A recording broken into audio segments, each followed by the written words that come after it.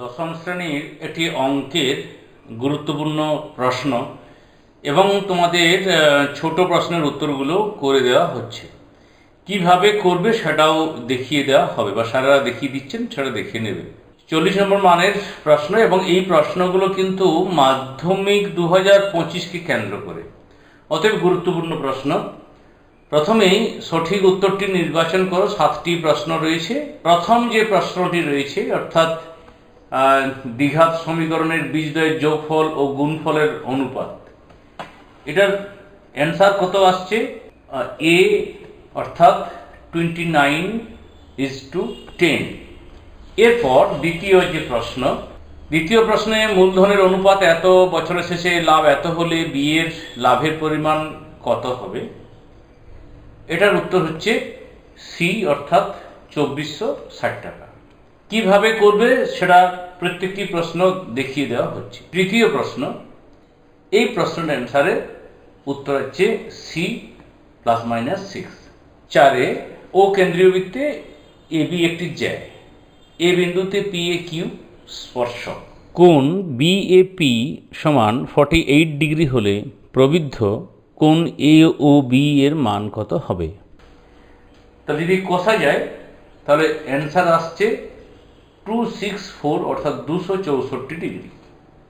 দিনের কোনো সময়ে একটি স্তম্ভ ও একটি 20 মিটার লম্বা উল্লম্ব লাঠির ছায়ার দৈর্ঘ্য যথাক্রমে 50 মিটার ও 10 মিটার হলে স্তম্ভের উচ্চতা কত? এই প্রশ্নের উত্তরটি তোমরা কমেন্টে জানাবে, সঠিক হচ্ছে কিনা বলে দেবো। একটা অন্তত প্রশ্ন আমাকে করে দেখাও, ঠিক আছে?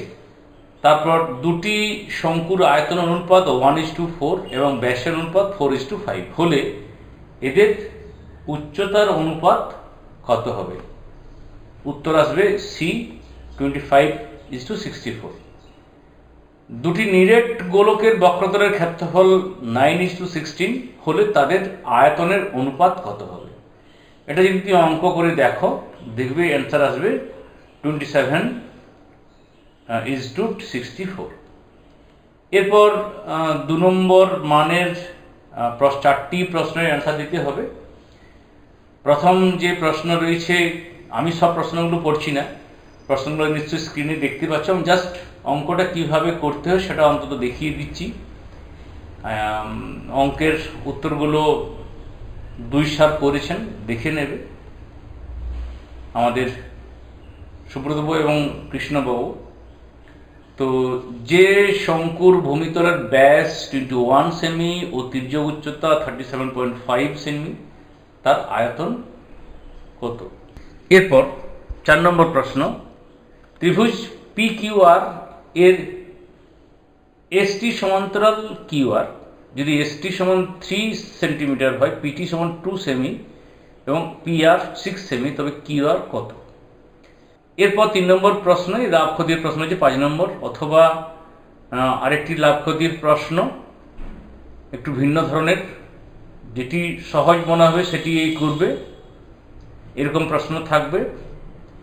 তারপর 4-এর এই দুটো প্রশ্ন এইভাবেই থাকবে, অথবাটা বা যেটা সহজ মনে হবে, তোমার করতে সোজা মনে হবে সেটাই করবে। দুটি বৃত্ত পরস্পরকে বহিস্থভাবে স্পর্শ করে তাদের স্পর্শবিন্দুটি তাদের কেন্দ্র দুটির সংযোজক সরল রেখাংশের উপর অবস্থিত হবে প্রমাণ করো, অথবা পিথাগোরাসের উপরে, অর্থাৎ উপপাদ্যটা থাকবে, যে কোনো একটি তোমাকে করতে হবে।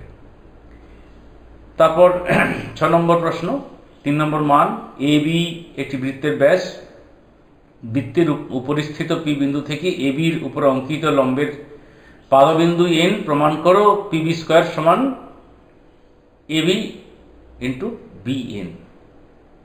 এরপর ত্রিভুজের পরিবৃত্ত অঙ্কন আর অন্তর্বৃত্ত অঙ্কন, তাহলে দুটো অঙ্কনই দেখে রাখতে হবে, পরিবৃত্ত এবং অন্তর্বৃত্ত।